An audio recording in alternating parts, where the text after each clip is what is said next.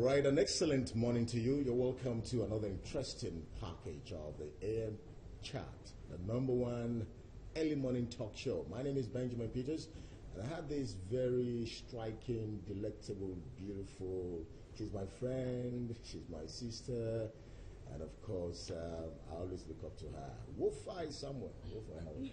Thanks for all the accolades. A very good morning to you, Benjamin Peters. A pleasant morning to you. You look nice, actually. Well, you look great too. Thank you very much. How was the day yesterday? I know it was very hectic. It was a very hectic day, as usual. I can't complain in Lagos. And the fuel scarcity is hitting hard. It's really. You know, I have this tradition now. I have a filling station in my boat.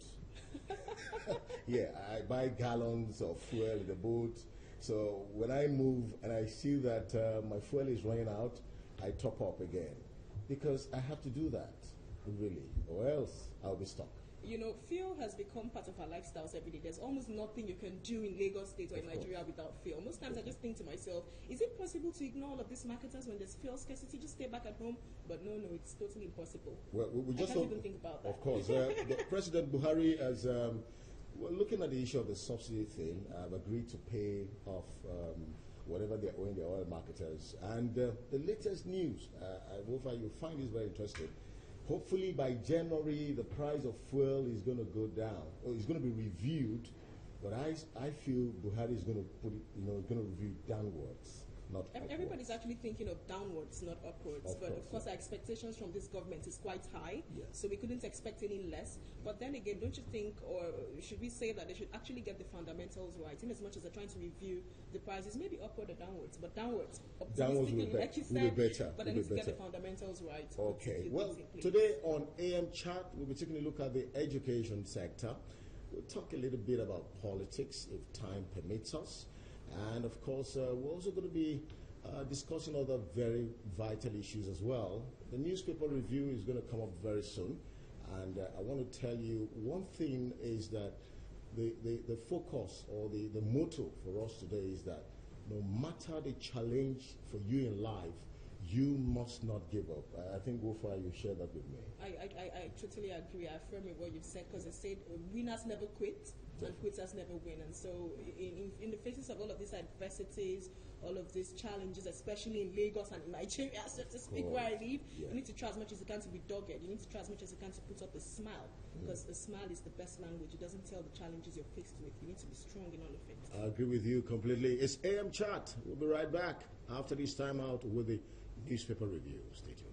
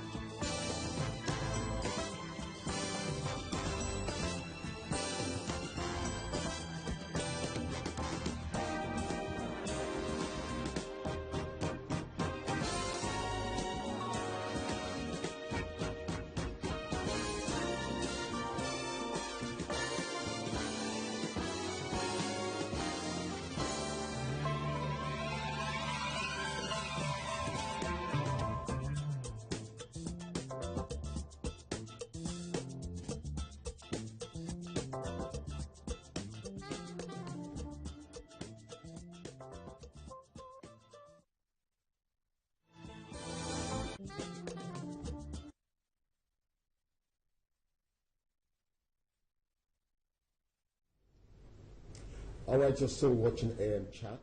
Welcome to the newspaper review. I have with me the Guardian, the Punch, the New Telegraph, and of course I have the Daily Trust and the Union. WOFAI, what do you have?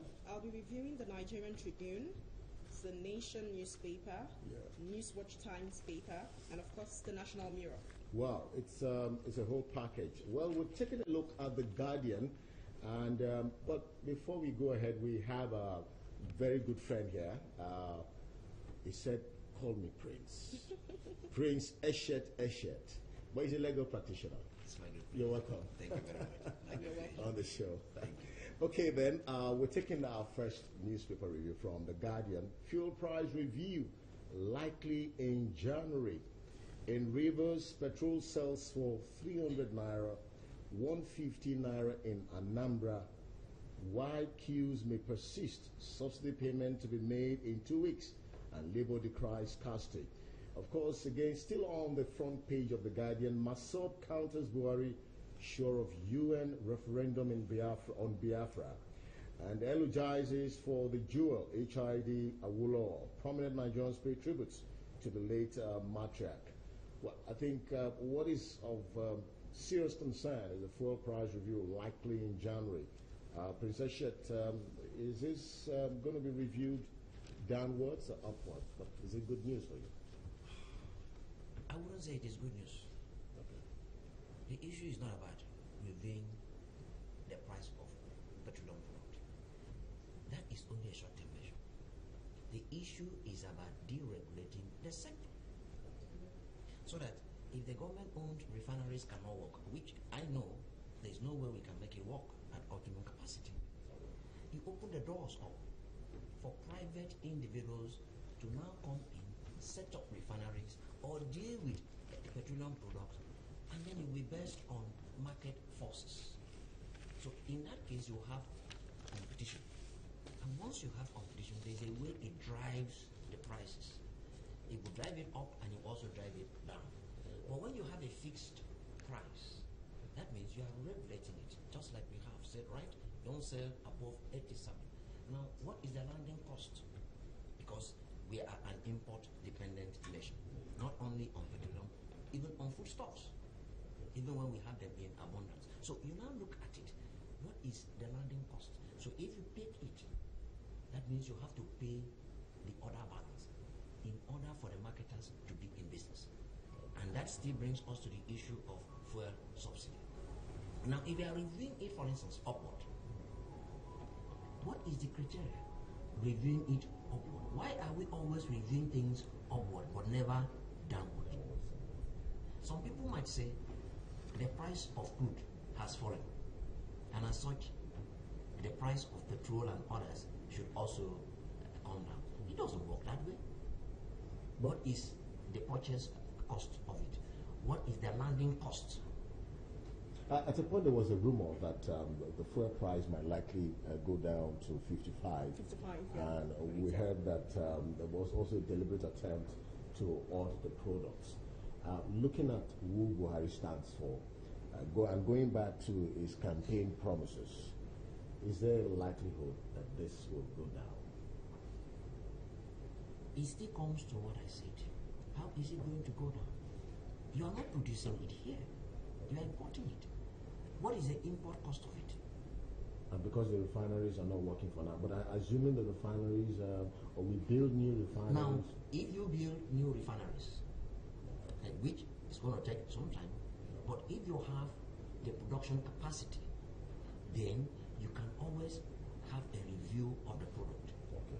Because the cost of buying the crude to refine, if it is reduced, it will also reduce the cost of production. But mind you, it is not only that feedstock that shapes the production cost. Okay, thank you, Mr. Shif. Okay, I'm starting with the Nigerian Tribune, and the boldest headline on the Nigerian Tribune reads, Federal government orders arrest of Dasuki and others. Federal government orders arrest of Dasuki and others. The rider says he awarded phantom contracts to buy Alpha jets, helicopters, bombs, etc. That's on page 15 of the Nigerian Tribune. Other stories, many feared dead as explosion hits Adamawa markets. That's on page 15. And this is on Biafra. Southeastern governors meet, wants agitation to be peaceful. That's on page 38 of the Nigerian Tribune. 25 billion naira allegation. Senate stands firm on TSA probe. Talk is cheap. Facts are sacred. That's on pages 9. And that's from the federal government. Other stories here. This says Atiku governor's orders in Ikenne today for HID's biography presentation. That's on pages 3 of the Nigerian Tribune. And other stories, Ekweremadu escapes assassination. That's on page 15. The Deputy Senate President escapes assassination. That's on page 15 of the Nigerian Tribune. Finally, Yoruba leaders pay glowing tribute to HID Awolowo. Even in adversity, she was a pillar of support. That's from the Afenifere. HID, one of Nigeria's few heroines in the last century. That's from YUF. And lastly, she was a light in her darkest hour. That's from Odua Foundation in the US. That's on pages 5 and 6 of the Nigerian Tribune.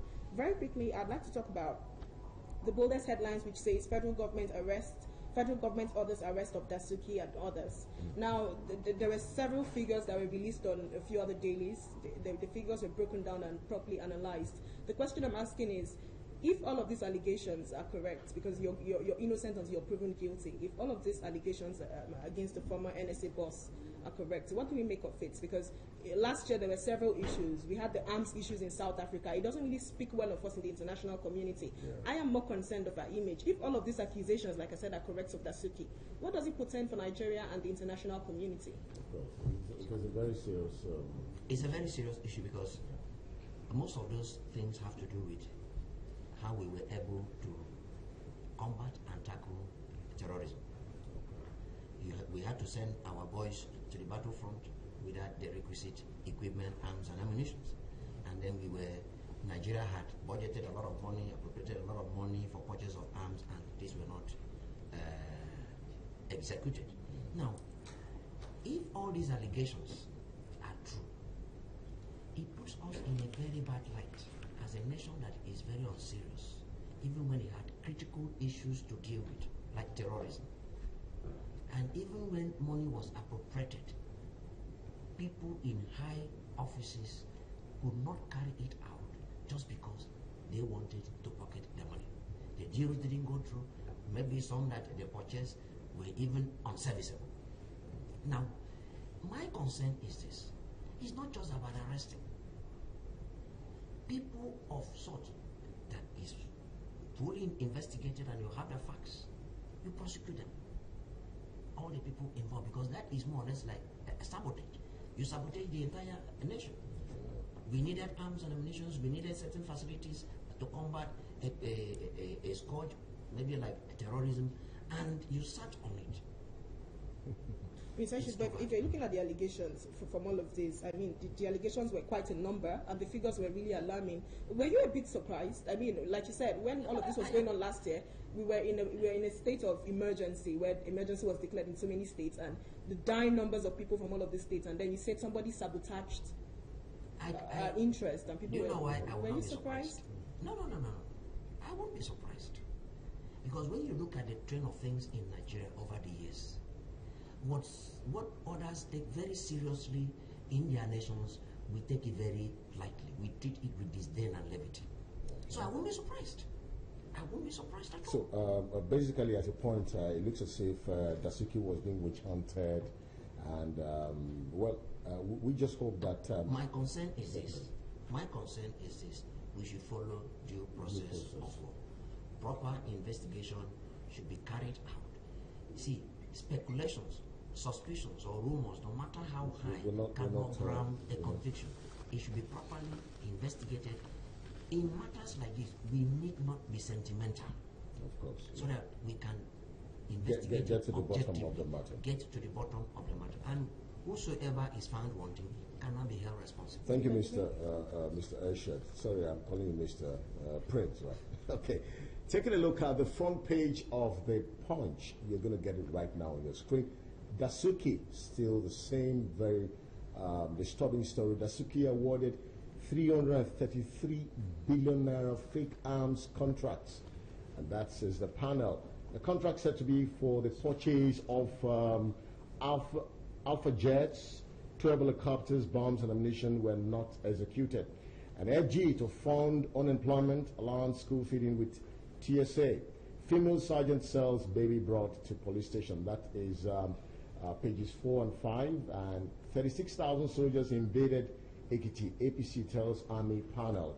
And of course, that's the major story, really. You have other stories on the front page of the Punch. Lasso VC shuns office over Juju scare. Wow. Scores fell dead in Yola explosions. I escaped assassination in Abuja, says Ewemadu. Prince, I want to quickly take a look at these. I think we've just talked about the Dasuki issue. Story, yes. Ewemadu escaping assassination. Is it because this is an opposition man, and or is he just cooking it up? That is why I don't always believe everything I hear. I don't believe rumors. I don't believe speculations. If such a high-level person in government, the deputy senate president, alleges that there was an attempt on his life, I think the security agencies should investigate. It's a very serious issue. They should investigate and try to find out what happened, who masterminded it. Because you are not just talking of him as an opposition man, he is a principal person in this administration, deputy senate president. We must protect our public office holders. And there's a tendency to always want to possibly beam such light on the opposition. No, easy. Good investigators know that when you want to carry out an investigation, you keep an open mind. You don't close yourself, except there are leads to being closed in. You don't close yourself. You open your heart and then you start the investigation. But like he talks about the opposition, this is politics in Nigeria. Of course, we know how it's always been, not to say the norm. But the question I'm asking you is, he's talking about the opposition. You are saying investigation. Do you think Ekere Madu and the few other persons who are involved in this took the right route by, reporting first to the media? Because this is reported to the media first. Definitely. Before the expected security that agencies and the security he should have gone to parastatals. report to security. That is why I'm saying that the investigative agencies should investigate. Okay. Whether he has reported, it is now known. It is now in public domain. One thing our investigative agencies, especially security agencies, must begin to do is that you must not wait until there is a petition sent to you before you carry out investigations. Such a high-level officer of government, the DSS, I'm sure, should be on their duties by now. You don't need to have a formal request, but you have heard of it. You can invite him, go to him and say, what happened? And then you start your investigation. It should be investigated. I don't like a situation where we rush to conclusions. Yeah, it doesn't help us as a nation. Okay, moving on now to the Nation newspaper. There are several headlines here, but I'm starting with this one, which says, Arms deal. Buhari orders arrest of Dasuki and others. That's on page 3 of the Nation newspaper. Other stories, this is on Ekiti. The Ekiti pool, how military DSS men caged the position. That's on page 9 of the Nation newspaper. The writer says Captain Coley, 13 others testify before Army's panel. That's on page 9. CBN defends 8.8 billion naira fine. That's on page 39. The writer says steps against 3 banks fair. Still on page 39 of the Nation newspaper. Other stories, battle for Kogi and Bayelsa. Dixon, Silva clash over alleged plot to rig. Community endorses Kogi APC candidates. Ex-PDP aspirant defeats to APC in Kogi State. And more of all of these stories you can find on page 10 of the Nation newspaper. Still on the Nation newspaper, the story here that says panel unveils how Nigeria was duped. The facts and figures of the arms deal is being broken down on the front page of the Nation newspaper. How to tackle terrorism by the Sultan of Sokoto, that's on page 6. Will the Chibok girls ever return? There's a question mark there. Reps probes commercial banks for setting big targets for marketers on page 37 of the Nation newspaper. Very quickly, let's just touch on the Ekiti probes. How military DSS men caged the position, that's on page 9. Democracy for the people, by the people, to the people. Kogi and Bayelsa states, elections are coming up shortly next month and of course this month. This is like a test for the new INEC chairman. What do you say? Professor Atahiri Jaga received international acclaim. Of course, in Nigeria, we had free, fair, and credible elections to an extent in the last administration. What do you foresee with the new INEC chairman, the challenges behind him for Kogi and Bayelsa? This is like a test. Would you affirm? Yes. In fact, it is even good for him because he has some staggered elections for him to test the capacity of INEC, the ability of the systems already on ground. It is even a good thing also that at least he is inheriting an INEC that certain reforms have been carried out. It is now left for him to take those reforms to another level. He doesn't really have a choice. He does not have a choice. So if he wants to write his own name also in gold, he has to take that to another level. And with the pilot elections, staggered elections, he cannot test capacity. But one thing is this: our institutions of government, our national institutions, should be neutral. They should not be partisan. They should do their work as doing their work to the Federation. to the people of Nigeria, not to an individual. That is the reason why you hear the opposition at one time will say the ruling party is using the military might, the police might, or security agencies to rig elections or other institutions of government. We should not be hearing of this again. What we should be hearing should be when contestants go out, they now tell the people what they can offer. Yeah. Not that somebody is planning to rig elections. And that brings me to another thing. We need to go to another level also. In fact, it pained me the other day when President Buhari said, yes, when he was inaugurating the new INEC, he said, electoral offenders should also be prosecuted. I was wondering, the president is not supposed to tell me that. I'm supposed to be the one to shout. The president should take action by asking the institutions of government, look, if somebody has been indicted in a matter, that person should be tried. Right. So thank you we very need to much. take things to Thank you very much. Well, time is not really on our side, but we'll quickly, pace it up. Well, most of the pages of the newspapers contains Dasuki case, arms deal, and all that. Well, I'm taking a look at New Telegraph now. If you have it on your screen. New Telegraph has this multi-billion-dollar arms scandal. Buhari orders Dasuki ex-service chief's arrest. And of course, at the top part of the paper, Airtel sacks 30% staff, cites right sizing. Okay, still on the page of that front page, security agents, vandals clash in Lagos. That's at the bottom part of the paper. Bank short, businesses paralyzed. But I think we've spoken so much about the Dasuki issue. Yeah. Well, 25 billion TSA fraud, intimidation can't stop investigations, says Saraki. Well, we just take a look at this. Might sound a little bit, well, it's interesting, really. Airtel sacking 30% staff, cites right sizing. That is downsizing, really. But looking at it, MTN, Airtel, the telecoms operators, they seem to be having problems in Nigeria. I think the reason, for instance, like MTN for now, is because of the fine. But you see, if they took things seriously, I see no reason why they should have flouted regulations. They knew the penalty. That for each line that is not deactivated, that is not registered, and you still activate it, 200,000 naira fine.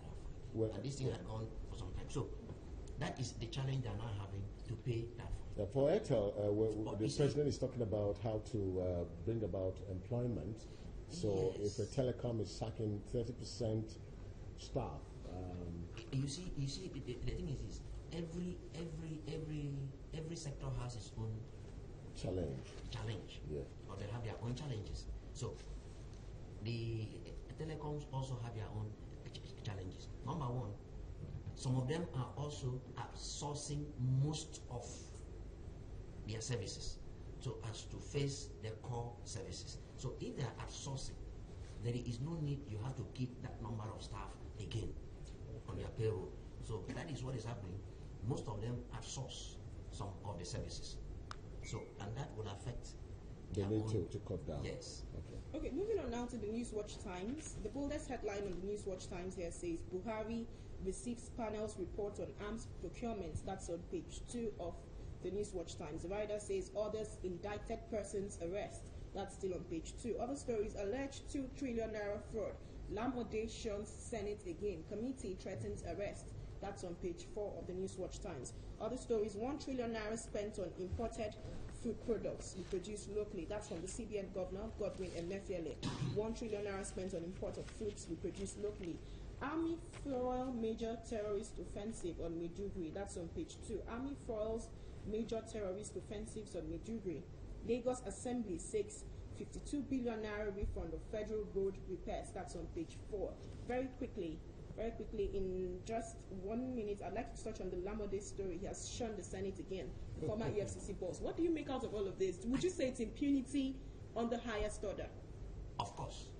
one thing we should understand is that the parliament is the congregation of the whole people. In the United States, when Hillary Clinton was asked to come and testify the other day, she went. I see no reason, nobody should be above the parliament's invitation. So whether you alamode or by whatever name called, as long as the committee says, appear before us, give us some information, the panel is not there to indict anybody. Do you think they invited him as EFCC boss or as Lamode? Even if you are invited as Lamode, if I'm invited as agent or as a prince or whatsoever, I must appear. As long as I must honor. Yes, as long as he actually occupied a very sensitive position. You have been there before. When Hillary Clinton was invited, was she still the Secretary of State? But something happened when she was the Secretary of State, and she had to go and offer explanations. Okay, taking a look at daily trusts. We need to quickly speed up. More troubles for Dasuki others. Edge uncovers 644 billion naira deal in arms purchase, and still on the front page, Biafra Southeast governors call for crucial meeting. You can get that on page 5. Kashiku orders DPR to dispense ordered fuel free, and that's coming from page 3. And just to quickly also wrap it up, WOFAI, we need to speed up. We'll take the union quickly. Obiano, let's have the union on screen right now. Obiano blows 55 million naira on gold birds. Okay, I think we've done with the Daily Trust. Let's have the union on the screen right now. Okay, still on the front page of that paper, Biafra Southeast governors vow peace in the region. Prince, we don't have much time. Yes. Well, I think nothing much really on the front page of the Daily Trust, but let's, Obiano blowing 55 million on gold bets. We wanted to quickly take that quickly so that WOFAI can wrap up. Very disheartening. Yeah. That you are spending 55 million naira on gold bets. Why must it be a gold bet in the first place? It should have been a silver bet. Or a bronze bet, or a diamond bet. Let's go quickly. Okay, moving on now to the National Mirror newspaper. The screaming headlines, this is the final paper I'm taking. It says, Buhari orders arrest of Dasuki and others. Reps to investigate alleged army war crimes. That's on page 7 of the National Mirror newspaper. Oil marketers creating scarcity to force removal of subsidy. That's from the NLC. And of course, Gashiku blames payment delay. That's on page 2. Lamode sick, flown abroad for treatment. That's on page 6 of the National Mirror newspaper. On the National Mirror newspaper, there's another story here that says real estate contribution to GDP dips by 16.8%. Page 4 of the National Mirror. No going back on 25 billion naira TSA probe. That's from Saraki. ASU kicks against accounts. That's on page 2. The Deputy Senate President Ekwe Madu escapes assassination attempt. That's on page 7. I wish we had some more time to touch on these issues, but sadly, we have run out of time, and so we implore you to take these dailies yourselves, go out on the streets, get copies of these dailies, and of course be informed on the nation's politics, its challenges, and of course its recorded successes. Thank you so much, Princess Shit. It's been a very heartwarming conversation. Thank you very much. I just hope that our public office holders, when they leave office, they will not be sick again. Okay, finally, I don't know why they are always we want Swaziland.